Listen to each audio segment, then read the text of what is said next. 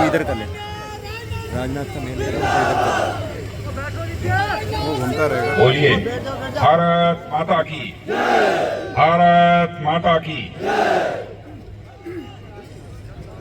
आपके लोकप्रिय सांसद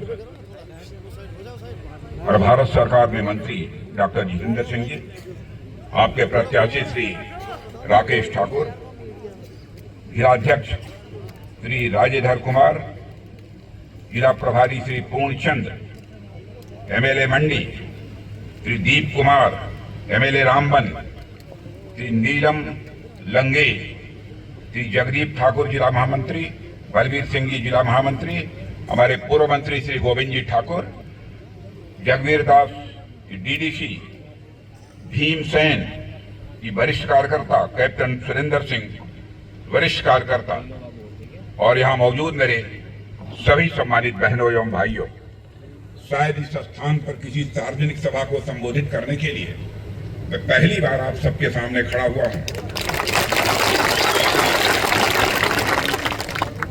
पहली बार आया हूं, फिर भी आप लोगों ने बहुत ही गर्मजोशी के साथ स्वागत किया है।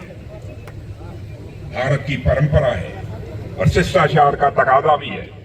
स्वागत, अभिनंदन और सलाम दुआ कभी एक तरफा नहीं होने चाहिए। इसलिए मैं भी शीश झुकाकर आप सभी बहनों भाइयों का हार्दिक अभिनंदन करता हूं और आप सभी का स्वागत करता हूं। बहनों भाइयों, 10 वर्षों के बाद जम्मू कश्मीर में चुनाव हो रहे हैं और आप सभी जानते हैं कि यह केवल केंद्र शासित प्रदेश का चुनाव नहीं है, बल्कि पूरे भारत के लोगों की नजर जम्मू कश्मीर के इस बार के चुनाव पर लगी हुई है। अभी कुछ दिनों पहले मैं अमेरिका में था। अमेरिका में इंडियन डायस्पोरा के लोग जो मुझसे मिले, उन्होंने कहा कि साहब, भारत में जम्मू कश्मीर के चुनाव होने वाले हैं, क्या होगा? तो मैंने तो बहनों भाइयों डंके की चोट पर बोल दिया, इस बार के जम्मू कश्मीर के चुनाव में Bharatiya Janata party clear majority से अपनी गवर्नमेंट बनाएगी। इसलिए मैं कहना चाहता हूं, केवल भारतवासियों की नजर ही जम्मू कश्मीर के चुनाव पर नहीं लगी है, बल्कि सारे हिंदुस्तान में रहने वाला हर हिंदुस्तानी देख रहा है कि जम्मू कश्मीर के चुनाव परिणाम इस बार क्या होंगे। और अभी डॉक्टर जितेंद्र सिंह जी से मैं गाड़ी में बात कर रहा था, कैसा आपको माहौल दिखता है? डॉक्टर जितेंद्र सिंह जी ने बताया कि साहब, जिस प्रकार का माहौल इस बार के विधानसभा चुनाव में हमें देखने को मिल रहा है, इसकी तो हमने कभी कल्पना भी नहीं की थी कि इस प्रकार का माहौल हमको देखने को मिलेगा। मैं आपको याद दिलाना चाहता हूं, जब भी जम्मू कश्मीर विधानसभा अथवा लोकसभा के चुनाव में बहनों भाइयों 6%, 8%, 10%, 12% की पोलिंग हुआ करती थी, लेकिन यहां पर केंद्र शासित प्रदेश घोषित होने के बाद धारा 370 और 35 से समाप्त होने के बाद आपने देखा होगा, पहली बार लोकसभा का चुनाव हुआ है, उसमें 58% से अधिक जम्मू कश्मीर के बहनों भाइयों ने मतदान किया है। लद्दाख का जहां तक सवाल है, लद्दाख के इतिहास में आज तक कभी भी 72% मतदान नहीं हुआ है। यदि हुआ है तो पहली बार इस बार के लोकसभा चुनाव में 72% मतदान हुआ है।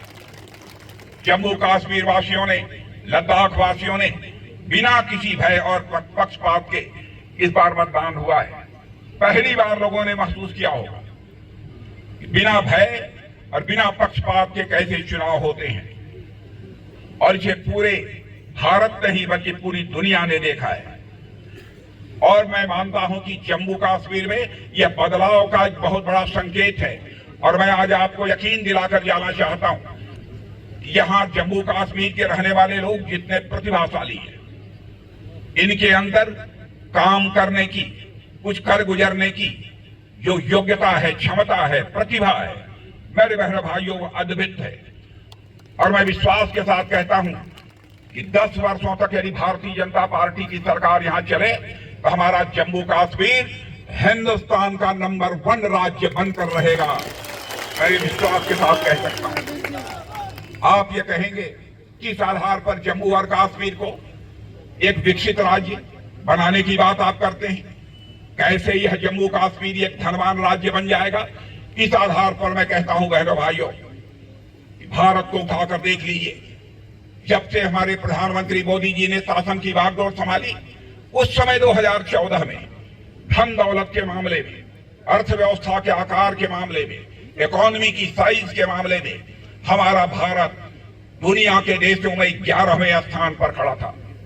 7-8 वर्षों के अंदर ही हमारी सरकार ने, मेरे बहनों भाइयों, वह करिश्मा कर दिया।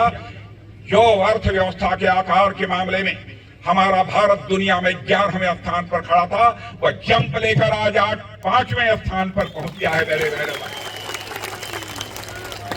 मैं नहीं कह रहा हूं, दुनिया के बड़े बड़े अर्थशास्त्री, दुनिया की बड़ी बड़ी फाइनेंशियल फर्म्स अब इस बात का दावा कर रही हैं कि भारत जितनी तेजी के साथ आगे बढ़ रहा है, इस सच्चाई को नकारा नहीं जा सकता है कि आज के केवल 2.5-3 वर्षों के बाद, यानी 2027 आते आते हमारा भारत अर्थव्यवस्था के आकार के मामले में, इकोनॉमी की साइज के मामले में दुनिया के देशों में 3रे स्थान पर आकर खड़ा हो जाए। एक अमेरिका होगा और एक चाइना होगा, और उसके बाद 3रा देश सारी दुनिया में कोई होगा तो हमारा और आपका देश ये भारत होगा। मेरे बहनों भाई, इस आधार पर मैं कहना चाहता हूं, अवसर दीजिए जम्मू कश्मीर में भारतीय जनता पार्टी को सरकार बनाने का। 10 साल में एक बड़ा परिवर्तन करके हम लोग दिखा देंगे। केंद्र शासित प्रदेश होने के बाद क्या क्या यहाँ परिवर्तन हुए हैं, उसकी जानकारी आपके सांसद डॉक्टर जितेंद्र सिंह जी ने दी है, आपके प्रत्याशी राकेश ठाकुर ने दिया है। मैं उस बहुत विस्तार में नहीं जाना चाहता। कितनी सड़कें बनी हैं, कितना काम हुआ है, क्या क्या सुविधाएं लोगों को प्राप्त हुई। बराबर एक आतंक का माहौल यहां रहता था कश्मीर घाटी में, यहां तक कि ताजिया का जुलूस भी नहीं निकल पाता था। श्रीनगर में ऐसे हालात हो गए थे। आज किसी मां के लाल में यह हिम्मत है, किसी ने मां के दूध पिया है कि अब श्रीनगर में आकर भी अपने हाथ में पिस्टल और रिवॉल्वर पकड़कर लोगों के ऊपर गोली चलाने की जरूरत करते हैं। बहनों भाइयों, सरकार चलाने के लिए, प्रदेश और देश बनाने के लिए जहां कौशल की जरूरत होती है, स्किल की जरूरत होती है, दिल के तड़पन की जरूरत होती है, वहीं पर मजबूत कलेजे वाला भी प्रधानमंत्री और मुख्यमंत्री चाहिए, तभी किसी राज्य और देश का विकास हो सकता है। आजादी के बाद यहां के हालात इस प्रकार थे, बेटियां अपने को महफूज नहीं महसूस करती थी, समाज के कमजोर तबके के लोग यहां पर मतदान नहीं कर सकते थे। क्या गलती थी उनकी, क्या अपराध किया था उन्होंने? लंबे समय तक केंद्र में कांग्रेस की सरकार रहने के बावजूद उनको अपने इस मौलिक अधिकार से वंचित रखा गया।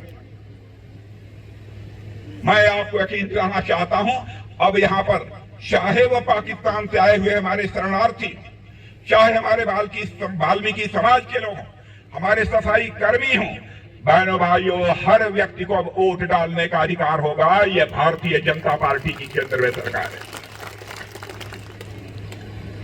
एसटी समुदाय को भी, जो आदिवासी समाज के लोग हैं, जिनको एसटी स्टेटस हम लोगों ने दिया है, उनको भी अब रिजर्व करने का काम हम लोगों ने किया है।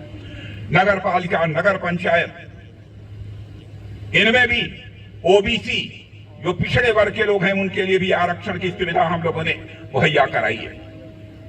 बहनों भाइयों, जिस समय धारा 370 को हमारे प्रधानमंत्री ने समाप्त किया, उस लोग कहते थे धारा 370 समाप्त करेंगे तो जम्मू कश्मीर में आग लग जाएगी। बहनों भाइयों, धारा 370 डंके की चोट पर हम लोगों ने समाप्त कर दिया। किसी मां के दौर में हिम्मत नहीं है कि अब रिवॉल्वर उठाकर किसी के सीने पर अपनी गोली चलाए। लेकिन कांग्रेस पार्टी जिस नेशनल कॉन्फ्रेंस के साथ गठबंधन कर रखा है, उस नेशनल कॉन्फ्रेंस ने अपने चुनावी घोषणा पत्र में कहा है, हम आएंगे तो जो धारा 370 समाप्त की गई है उसे हम बहाल कर देंगे। बहनों भाइयों, मैं आपसे पूछना चाहता हूं, क्या चाहते हैं आपकी धारा 370 जो समाप्त हुई वह बहाल हो जाए? या किसी के पास कलेजा नहीं है बहनों भाइयों के धारा 370 को यहां पर बहाल कर सके? आपने G20 का सम्मेलन देखा होगा,